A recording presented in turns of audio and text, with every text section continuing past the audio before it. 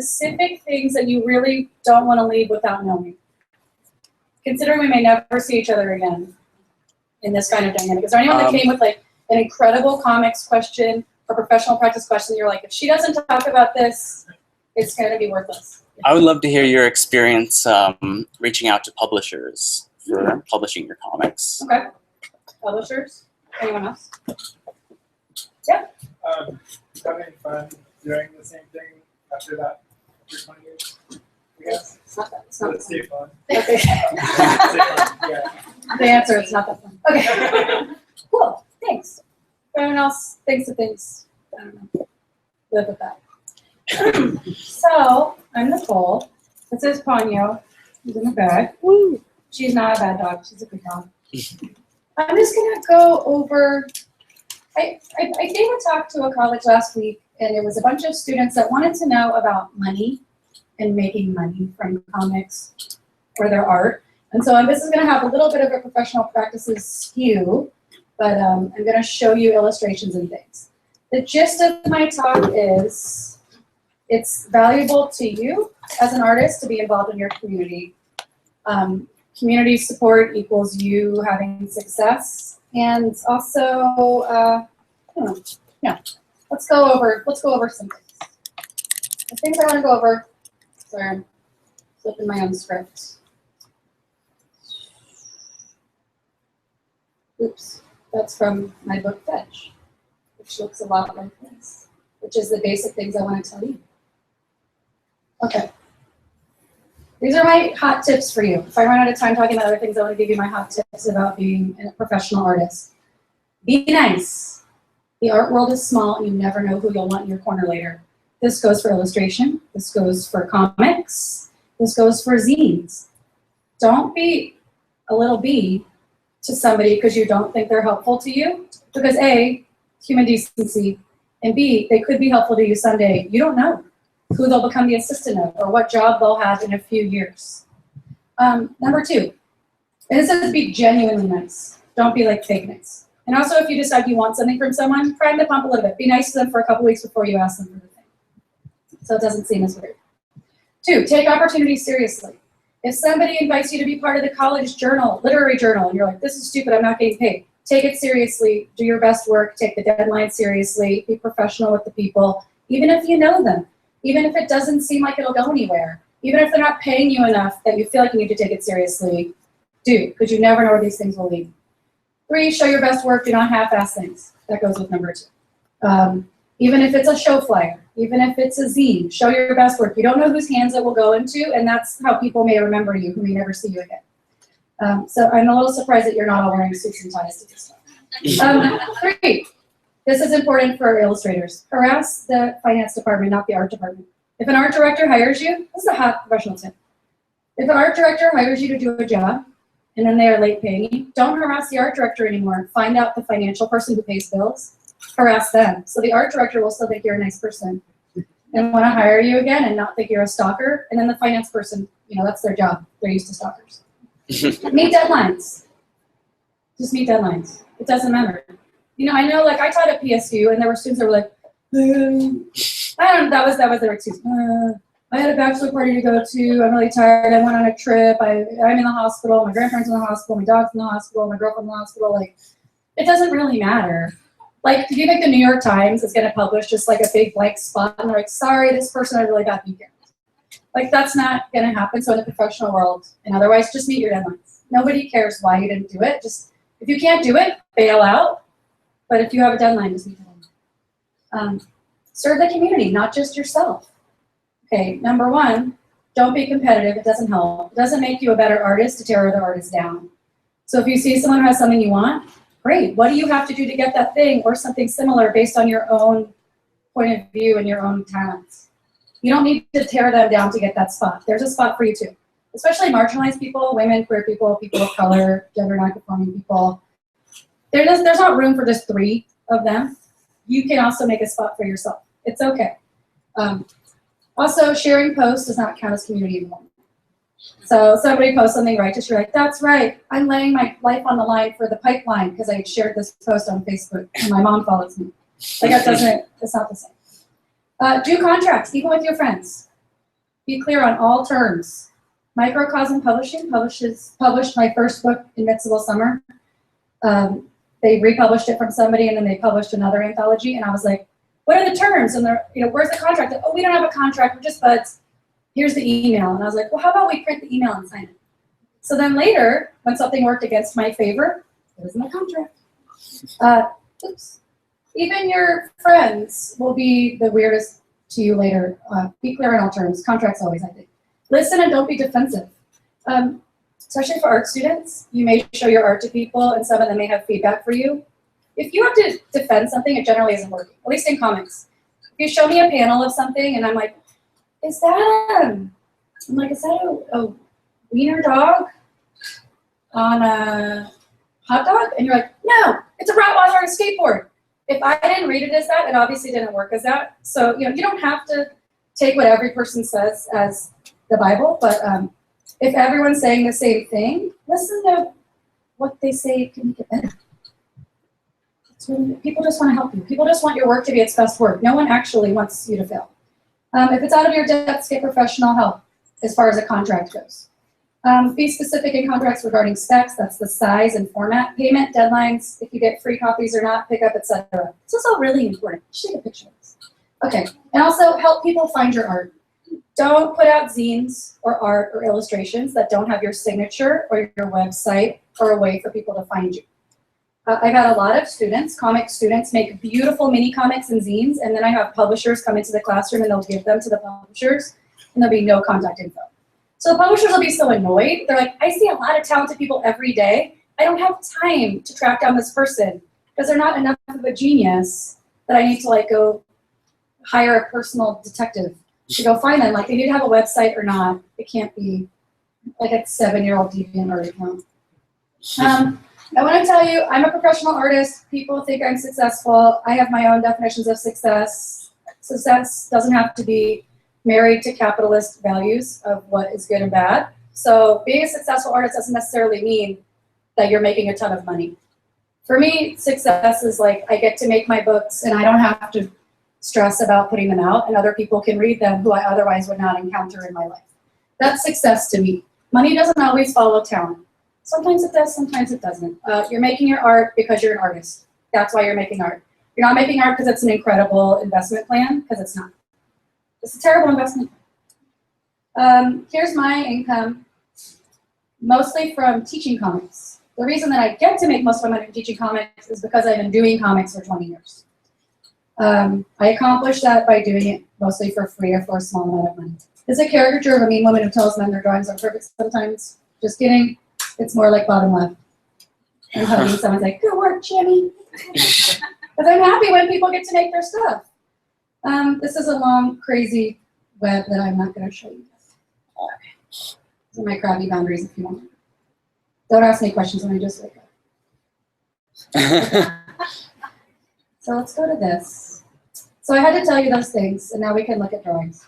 So I was never the art kid in high school or middle school, maybe even elementary school. I liked drawing. I was private about it. I didn't think my drawings were great. I was not the art kid. I was not the kid that you look to in class like, they can draw anything. I was shy about my art. I didn't think I was very good at it. It didn't come naturally. I didn't just think of something and then realize it on the paper. It was a struggle for me. And yet I still wanted to express myself that way. I stopped drawing comics after 6th grade because I loved superhero comics. I was not good at drawing superhero comics. It would take me an hour to draw one superhero person. And then I couldn't make them move. I couldn't draw them doing multiple things. I could draw them standing like this with their origin and their cyber whatever next to them and what mutation they were of such and such. I could maybe draw them in 2 costumes, but I couldn't make them move. In comics, instead of being about a perfect drawing, it's about clarity and facility. Can you draw one thing clear? I don't care if it's a hot dog on a skateboard or a dog on a hot dog. If you can draw that clear and tell a story with it, it can be very valuable. Like the book Mouse, M-A-U-S, if you haven't read it, is a book about the Holocaust starring mice and cats, and they're drawn very simply, and it will bring you to your knees emotionally. It doesn't have to be super perfect.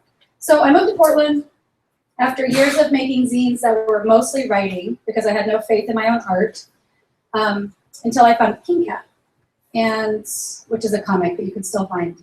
and something called The Assassin and the Whiner, and James Kachalka's work. And I saw that you could draw comics that were very simple and sometimes not even human. And that was inspiring, because if you can see it, you can be it. And so I saw these and I was like, oh, I could do that. So I moved to Portland. I had a ton of coffee. I had a coffee shop job where nobody came. And so I just drew all the time. And my journals are visual. You know, no matter how expert I felt at drawing, my journals were always illustrated, because that's how I see things. And I started getting involved with the Independent Publishing Resource Center. And so I just started photocopying my journals and very lightly editing them. And that became the zine Invincible Summer. The first issue of Invincible Summer, I was not confident with, because I was like, no one's going to like this. These are my drawings. They're not that good. It's pretty messy. So I tricked people into picking it up. I had a butcher paper band around it, like a belt, with a little stamp of my face and hand stamped letters, and it was $3. You couldn't open it in the store because it had that belt on it, so you had to take it home. So I thought I was tricking people into buying it, because it looks like a gift, so you're going to buy it for yourself. Then you get home, you open it, you're like, oh, it's so disappointed. But people liked it. They weren't disappointed. And something they liked was that I expressed a lot of myself in it. Same thing with probably Dr. Laura. And same thing with my zines in high school. The more of myself I put in it, the more of my point of view, people liked it. Not because I'm the best person in the world, but because you're picking up a zine, or you're picking up, you know, a memoir because you want to get to know someone who you don't already know. And you don't have to pretend to be objective in your own work. So I tried to make myself as vulnerable as possible, as I felt comfortable with, and I published it. So this is kind of what the individual issues of Invincible Summer looked like. And then once people were like, we like that, I was like, okay, I'll keep doing it. So I kept doing it. And I was involved with the Independent Publishing Resource Center, and I was drawing comics with people and teaching kids how to draw comics. And then a friend said, I want to put something out for you. Do you want it to be a graphic novel, or do you want it to be a collection of your self-published mini comic zine things? And I was like, let's put out a collection of these, because a graphic novel seems like a big deal. And I don't have a big deal story to tell. So my friend put out the first one. It was 175 pages of things I had put out by myself for free, essentially. I been paid like $2 a pop for it. And then I had enough. I just kept doing it on my own. I was not getting checks in the mail. I just kept doing it. And so then I had enough for a second volume, which got picked up by another publisher, Microcosm Publishing. So both of these things happened because I was doing them on my own. People generally are not going to pay you to do something they haven't seen you already do. So I was showing, this is what I'm doing. And then I had my own fan base of people that were like, we will buy that. If you do that, we will buy that. So then people were like, if we put money into publishing, then other people will buy that. This is what my comics look like. Mostly for myself, mostly about dogs and dates and diaries, sometimes animals. That was a comic that was in Bitch magazine, maybe. When I was a teenager, I was like, no one listens to girls. I'm going to cut my hair and operate as a boy. Male privilege doesn't really work that way. I thought maybe if I did that, then guys would be like, oh, we respect you. Didn't happen. So I also did split comics with friends. These are some of my diary comics. My old man neighbor coming over to my house just multiple times a day, just flirting with you. We had 2 dogs that were unpettable. Oh. Why is Beja gotta be so mean? She has to stay inside. My friend and I drew comics about each other and about our lives, and sometimes we interacted. So this is my friend's impression of me. Pretty much being a bitch all the time. These are my diary comics. I packed them into a small space because I was used to paying for my own photocopies. So I didn't realize that you could expand your comics over many, many, many pages. Well, this is about when I had to go buy meat to feed my dog. And as a vegan of many years, I was like, this is killing me. But she needed it. This is a day I was brushing my dog outside, and then the other dog ran into the street after a pit bull that had already attacked one of my dogs before. So, okay, so I was making comics. I was working at a coffee shop. Then I quit the coffee shop and yada, yada, yada. I was working at the Independent Publishing Resource Center, teaching kids how to make comics and zines. I was also working at, in other words, the feminist bookstore, as featured in Portlandia. On the side, because I was making not very much money from either of these things, I just started doing pet portraits.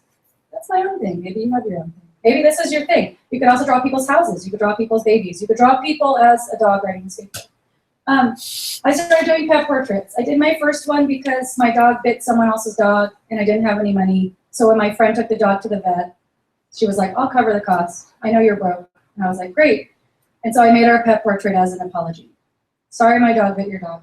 Thank you for not making me pay for it. Here is a painting of equal or lesser value. But I started doing pet portraits and people love it. Crazy people, sane people, all kinds of people want their dogs painted.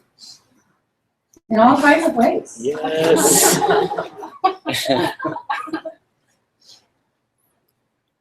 Community involvement helped me get everywhere that I am today, which is, I don't know, I can afford a dog bag with wheels. To me, that is powerful.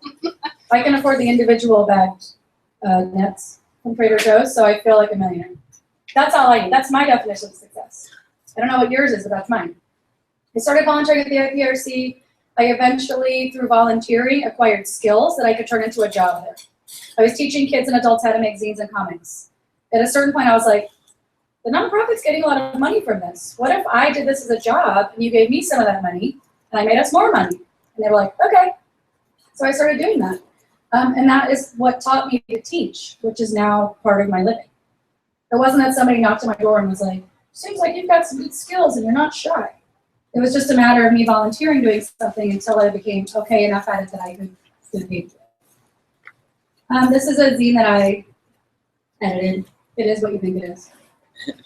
It's full of bad roommate stories, a lot of bodily fluids, a lot of noise. So many bodily fluids, you would be surprised. Okay, so I volunteered at the IPRC for a bajillion years. I got paid nickels on the hour for many years. The IPRC at a certain point was like, no, let's keep it on this. The IPRC was like, do you want to do a reading at a benefit for the IPRC for free? We'll make money. And I was like, great, I love you guys, I would love that. I did a reading with Michelle T, who was the other person doing it. She is a famous lesbian writer from San Francisco. I had met her before, but not professionally, she was sitting in my house. So we met there, again. I did a reading, she did a reading. She was like, you're one of the best performers I've ever seen. Would you like to go on Sister Spit? And I was like, would I? Sister Spit is a queer literary tour that started in the 1990s. She was revamping it for the 2000s. She was going to take me on the road with 7 other queer writers and poets and illustrators, like Eileen Miles, very famous poet, and Ali Liebegod, who writes for Transparent now, Christy Rode, another illustrator. And she was going to book this tour, take me around the country to show my stuff to people every night and then pay me. And I was like, oh my God, and it blew it changed my life.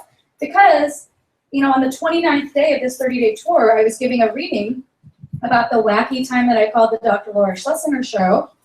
I was giving a reading in New York, and a literary agent saw it and was like, hey, what is this story? Would you ever make a graphic novel about this? And then I had a moment, I was like, oh, this is the big story. Because I told you guys earlier, my friend offered before, because like, you're doing a lot, you're doing hundreds of pages of comics. Do you want to do a graphic novel? And I was like, I don't have a story that's big enough. And then I was taking for granted this whole life of dysfunctional family that I had to talk about. So this literary agent said, why did you call Dr. Laura? A psychic told you your dad was alive and you thought he was dead your whole life. Why did you think he was dead your whole life? Why didn't you ask your family right away? Was it true? She had all these questions. I had follow-up answers. This was my big story. And that's what we sold to a major publisher, and that is what took my career to another level besides being in Portland making zines. But it was only because I did a benefit for the IPRC, let myself be known to people. I wasn't necessarily getting paid for it, but it was worth it because Michelle saw me, and then I did the work on tour. Another thing I do in the community, which has not gained me a lot of monetary payback, is I volunteer with senior citizens, and I make a zine about them called Tell It Like It Is. That's what it looks like. Here's some of my seniors. I just sit with them like an embedded reporter and just write down what happens. I have 2 collaborators, Lisa and Mark. There's Mark. We got a grant from the Regional Arts and Culture Council to put out a book. We had to do readings of the book. We had a release party for the book at the Senior Center. Seniors came up. They wheeled up in their wheelchairs.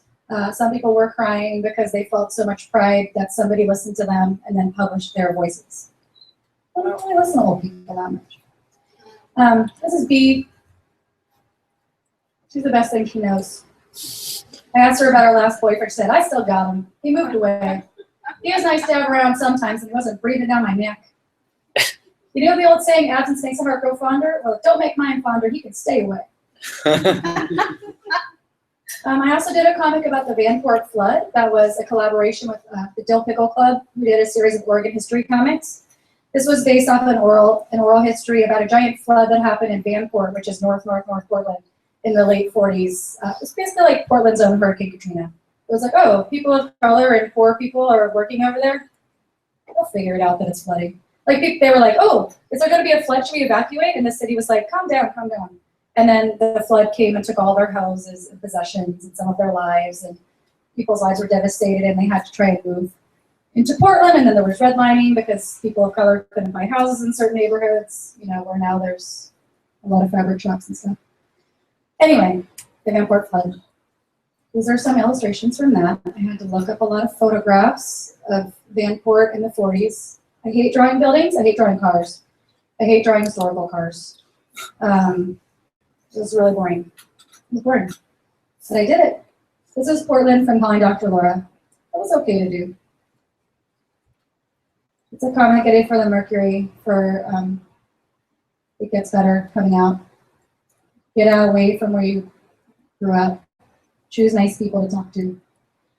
Being an uninsured artist, my teeth were broken and falling out. I was with my friend Nate, who's here today, when I was eating a bagel that wasn't even that well toasted, and one of my teeth cracked in half.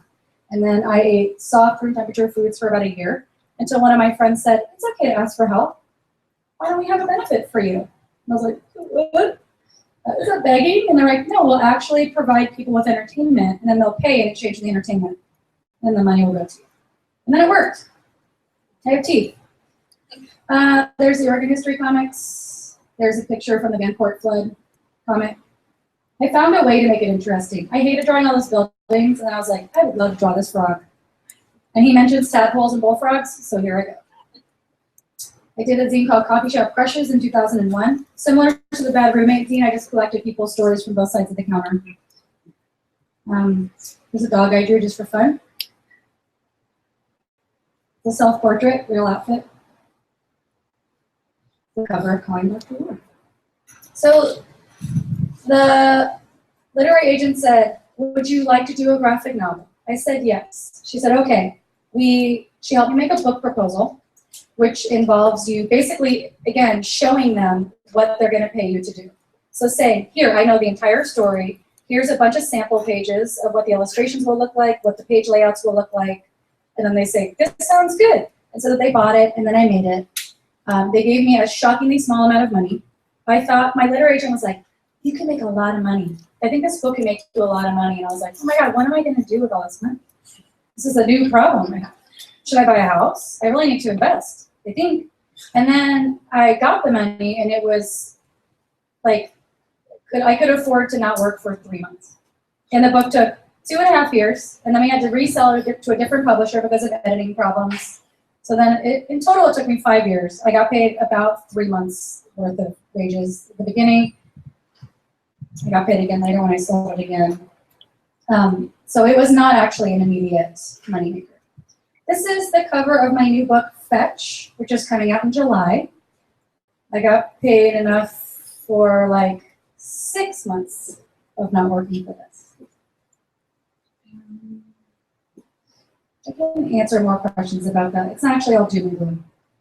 I can chew and get paid enough to do these things. It's not always fun, but it is what it is. I'm going to show you what. I'll show you a little bit of Fetch.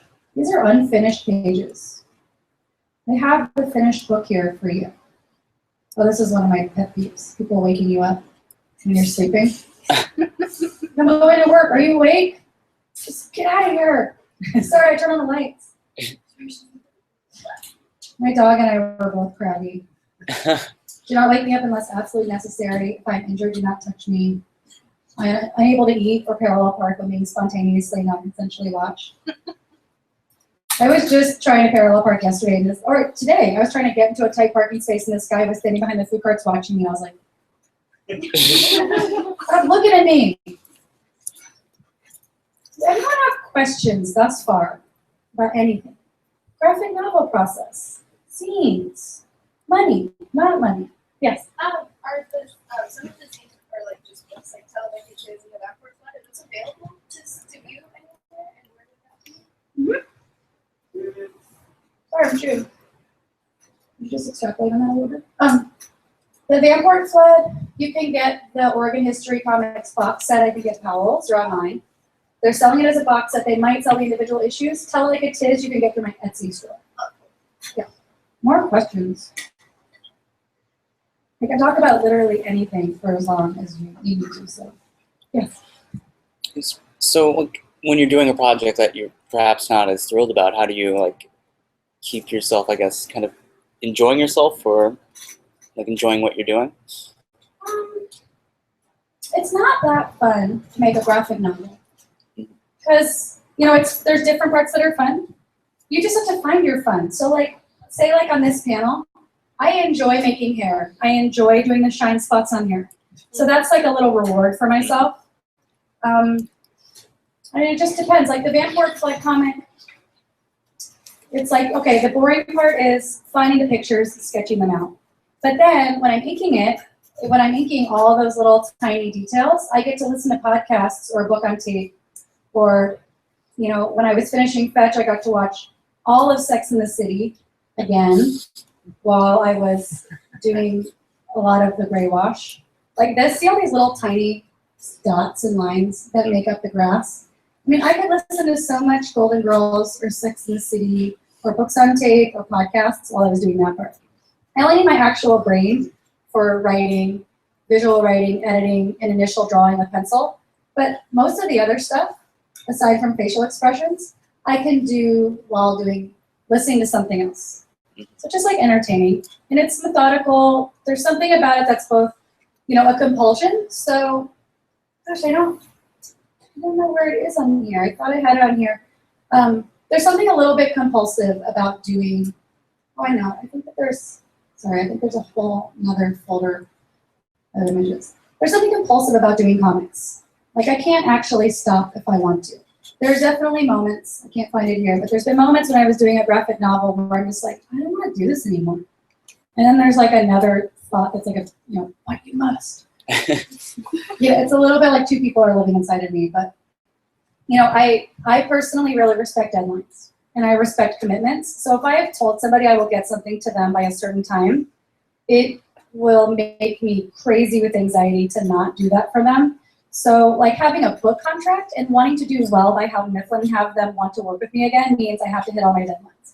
So, with this book, I was a little bit in the weeds last January or December. So I called my productivity coach. I have a productivity coach. He's just a friend. He's a maniacal cartoonist who makes crazy big projects with tons of details, and he's very good at blocking out his time. He has developed a 10-hour workday for when you're really in the weeds and you need to get something done, which is like in 2-hour blocks. There's 2 hours for socializing. There's like 15 minutes allotted for food. He like throws a veggie patty in the microwave. That's what he does. But I called him and I said, okay, Alec, I have to do 200 pages or whatever of this by this date. What do I do? And he's like, okay, let's break it down. Let's break it down into units. A unit is either a pencil page or an inked page. You have to do 300 units by July, whatever. So that means you have to do at least 2 units a day, 6 days a week for the next however long, or else you'll be fucked. I was like, okay, but it's nice. And then I'll make a thermometer. Let me show you some of this. Let's see. If anything here looks really exciting to you, just let me know. It looks exciting. What? All of it. All queer memoir, queer autobio panel. What is the comics panel zip file? Is that like, do you kind of block panels out digitally, or is it just a collection of your separate panels? What mean if you? Oh, so you were passing a kind of a zip folder that just said comics panels, and I was wondering if that was just like. That was literally a panel, like I was a panel discussion. Oh, okay. If I can open this, which I can, I'm going to show you a little bit my writing process for Calling Dr. Laura. So I end with this. So I thumbnailed. That means it's kind of like storyboarding. where you just write and draw a teeny tiny version of how it's going to look. Very loose, very rough. This one is good. This one can stop. I'm going to show you the thumbnails instead of talking about it. Instead of saying the word teeny tiny. These are what the original drawings from it look like.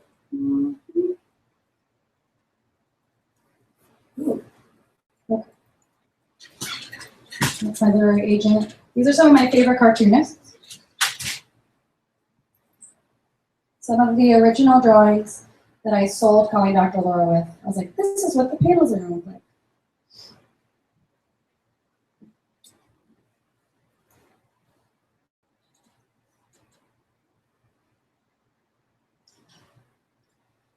The pet portrait. Okay, so see these little teeny weeny doodads?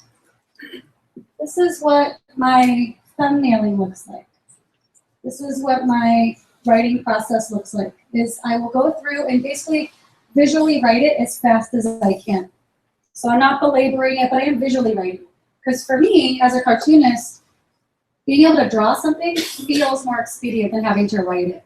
Instead of having to write a description of a room and use, both impressive words and unimpressive sentences, to me, I'm like, oh, it's easier to draw the room. And the joke is that it actually takes like 16 times longer to draw it than to just write it.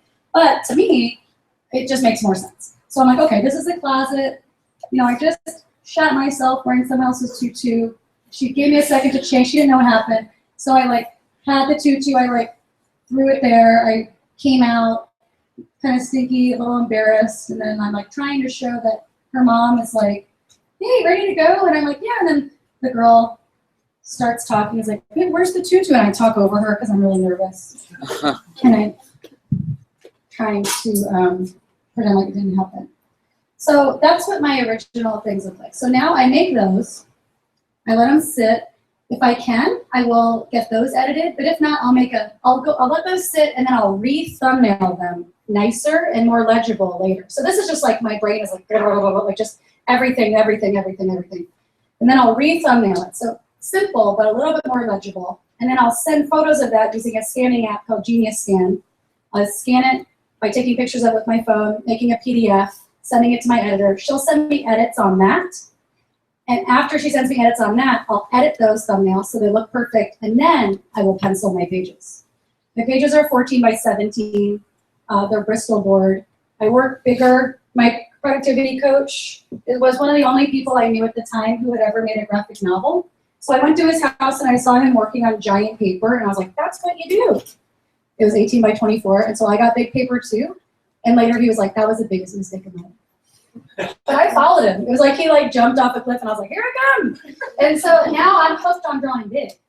I love drawing big because it means that you can draw tiny details without hurting your hands and without scrunching and making it look like trash. And then you can, shrink it down to a normal size, but you get to write and draw a little bit bigger, which I enjoy.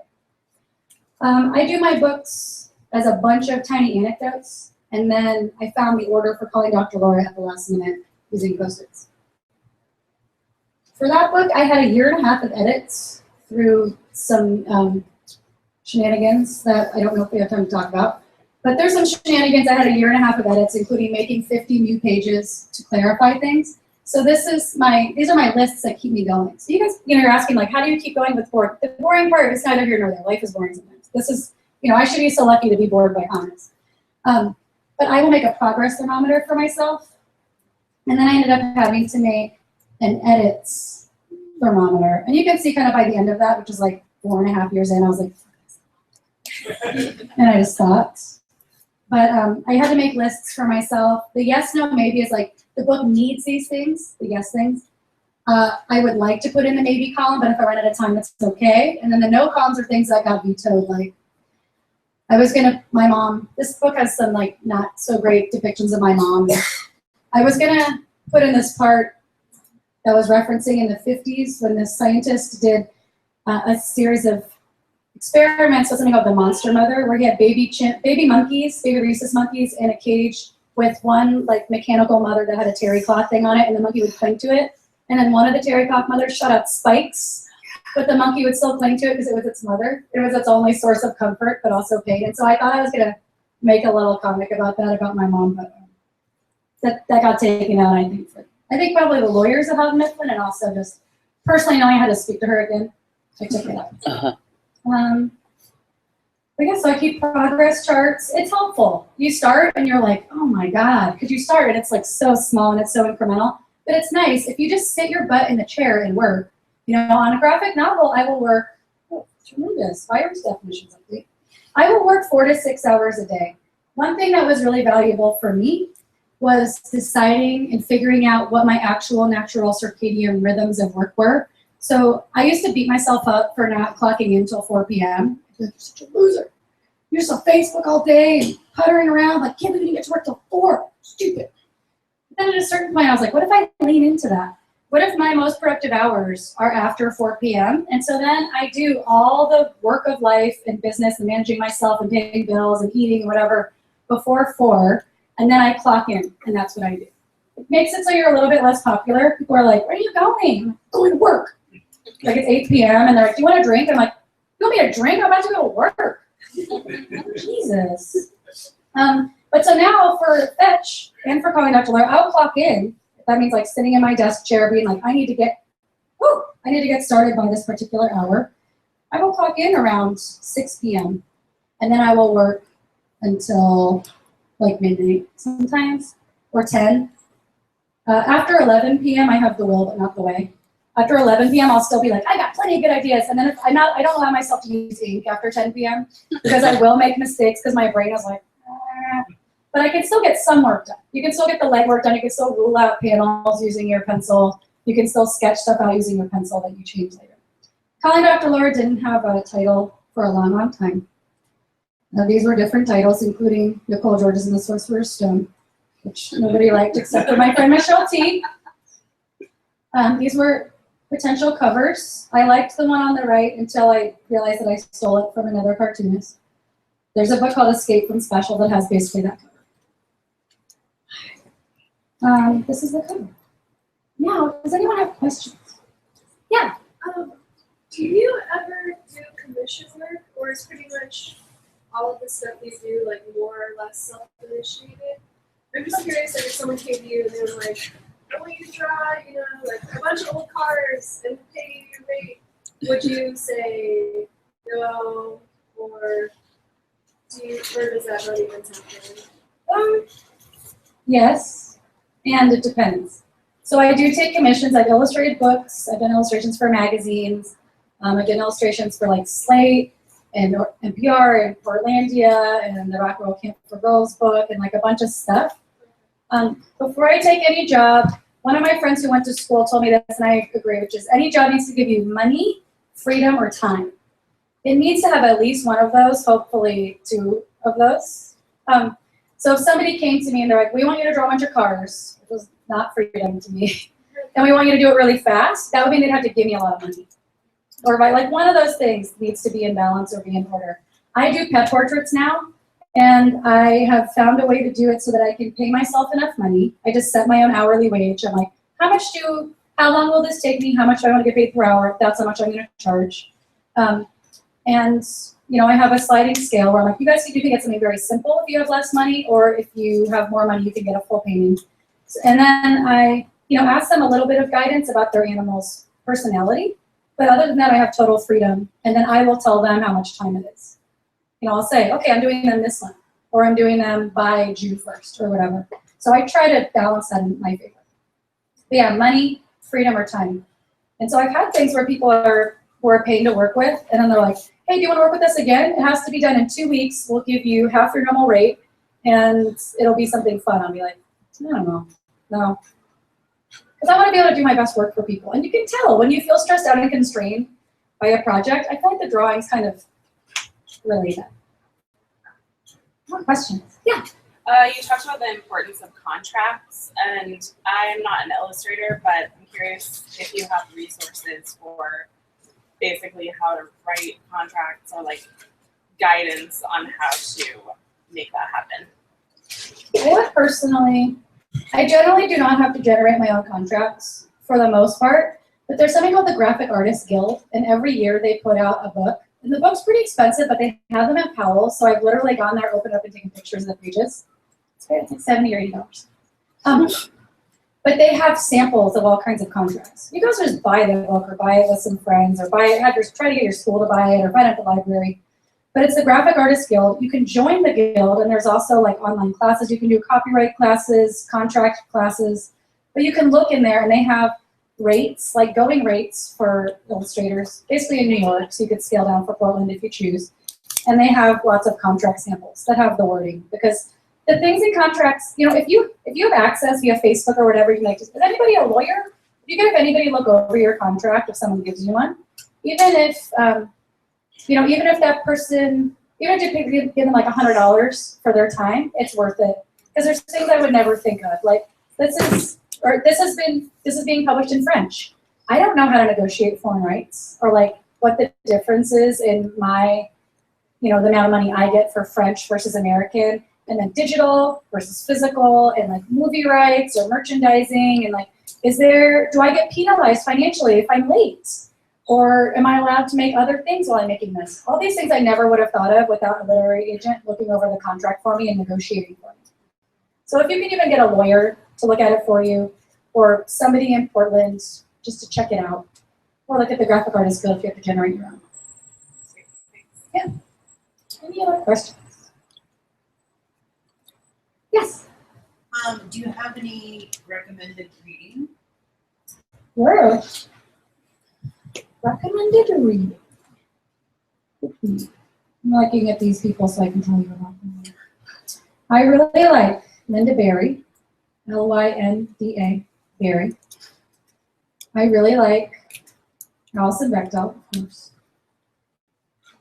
3 of my favorite people are Phoebe Gleckner, Debbie Dreschler, and Julie Doucet. I currently am really liking this book called My Favorite Thing is Monsters by Emil Ferris, Emilfarris. I also like Eleanor Davis a lot, and I like Mariko Tamaki. One of my favorite books that I force my students to read is called Sunny, and it's right now it's the 5th volume of the series, and it's manga style, but it is a story based in Japan in the 70s about kids at a foster home. It's beautiful. It's super, super beautiful. His name is Takeo Matsumoto. And if you want to learn about internment camps, one of the first graphic novels ever is called Citizen 13660. It's a visual diary this woman, Mine Okubo, made about her time in internment camps in America as a Japanese American during World War II. I think I might have the names of these people here somewhere. Let me look. Do we have more questions? Here's Ariel Shorn. Yes. This is a little more personal. I was just wondering, in the very early stages of this career of yours, did you have any other like career interests, or like besides, or how you got inspired by those other graphic pieces that you saw? Did you want to do anything else? And, like, did that sway you in a different way, or did you always like want to? When I was a kid, I wanted to be an animator, and then I found out how many drawings that involved. This was before computer animation, and I was like, no way. So then I'll become a cartoonist, which is actually just tons and tons and tons of drawings, and it can't really, to me, hand drawing is very different than computer drawing, so I can't really be like syncopated. I wanted to do that when I was in middle school or high school. I wanted to be a therapist who helps transgender people transition, because I knew that people had to talk to someone before they were given the go-ahead to get surgeries. And so I wanted to do that. So I wanted to do those things, and then I wanted to be in political science. I didn't do any of that stuff because I just ended up getting sucked into a vortex of zine planning and outreach work. And that actually has served me. So, that's why I love animals, always. I didn't want to be a vet, but I loved animals. So I do books about animals. I do books about queer people that end up being political because I just think like you can grow empathy in people by letting them get to know somebody they wouldn't have otherwise met. So people are reading this and they're learning about a feminist or a queer person or a vegan or a Syrian American person. And maybe they don't know anyone with those descriptors. And so they feel like they know me because they're reading about like, I'm shitting my pants or like having, like crying over my dead father. And they may feel like they know and empathize with somebody who's different than anyone they otherwise encounter. So to me, that's political. And then I'm currently working on a book. I got my sketches with this gender theorist, Judith Butler. We're traveling around the country interviewing kids about gender to make an illustrated book about gender for kids and about, what queer theorists got wrong and what is happening now. So I feel like even though I didn't end up being like a doctor in this specific way or an animator or whatever, I'm still kind of in line with my exact same interests, even though it took a different route. I also wanted to be Jane Goodall, but I didn't want to get a primatology degree, and I still don't, and I feel a little scared of a chimp ripping my face off after seeing that has happened to some, like seeing that with Charlotte Nash's face, who's a lady who's a chimp ripped her face off. After seeing her face, I was like, I got to rethink. I was like, a chimp doesn't care if I volunteer as senior citizens. They still will just, So I'm trying to find ways to help animals that do not involve primatology degrees or getting my face ripped off. Any other questions? You can even ask me about that. Yeah. How do you feel about kind of like the differences in outreach between like print comics and then web comics? I don't like web comics. I mean, I put some comics on the web and I like some comics that have originated on the web, but I don't like reading things on the web. Mm-hmm. To me, a book has energy and a book is accessible. If you're a senior citizen without an internet connection, like I'll say, do you have Facebook? And they're like, I don't believe so. Like they don't know what. So for seniors, for people who are incarcerated, for people that are young, I just feel like books are very accessible, and it's nice to be able to hand somebody an object that looks like a human has touched it, and then they get to like hold it to themselves. And like, oh. I want to say one of my mission statements in life, besides helping animals and expressing like a queer feminist voice and connecting to people, is I want to help people feel empowered through giving them the tools for self-expression. And so if they decide to do that, do webcomics with that, none of my business. If they decide to do a physical thing, fine. Great. But I don't think that you need to wait for someone else to tell your history for you. I don't think that just because someone else pays attention to it doesn't mean that your art is more valuable. Just because someone else pays attention to your story doesn't mean that that story is worth printing anymore. It's another story. And I want to put the tools into people's hands. And so for me, however that works is fine. Like, yeah, I mean, I've always thought that if you don't see yourself reflected in the media you're consuming, if you have the energy, make media yourself. Express yourself, express your story, express your point of view. This is the thing I learned from looking at zines in high school was I was reading things that told me about animal rights, race activism, body politics, feminism, the stories of survivors of different things, mental health issues. I wasn't seeing these things reflected anywhere else. So if you don't see yourself reflected in the media, if you're not a straight, white, upper middle class person living in America speaking English, then consider, if you have the energy, reflecting your own experience in some way. That's really valuable for me to tell people. And also, I just want to say to all of you, because you're in school, there's not a moment where someone comes with a magic wand and tells you you're an artist or a writer. It doesn't matter if you have a degree, It doesn't matter if you have a degree. It doesn't matter if you've been published by a literary journal. There's not a magic day you wake up and you're like, I'm officially a writer. Because look at this degree on my wall that says I'm a writer. Like, you're a writer because you write. Because you have a writing practice and you write. Maybe people reading it is your goal. You can have people read it without someone else paying for that. You can have people read it by publishing yourself and giving it to them, or getting yourself involved in literary communities. You can still be a writer that way. For me, the way you know if you're an artist or a writer is if someone gave me a check for $1 billion, quadrillion, however much I wanted, and they said, the minute you sign this check, you can no longer draw another picture or write another word, I would not be able to do it because I would die. So writers think about that, artists think about that. Someone gave you a check for $1 quadrillion and said, the minute you sign this, you can no longer draw ever again for your whole life. If you don't think you could sign that check, there you go, you're an artist. It's like being a vampire.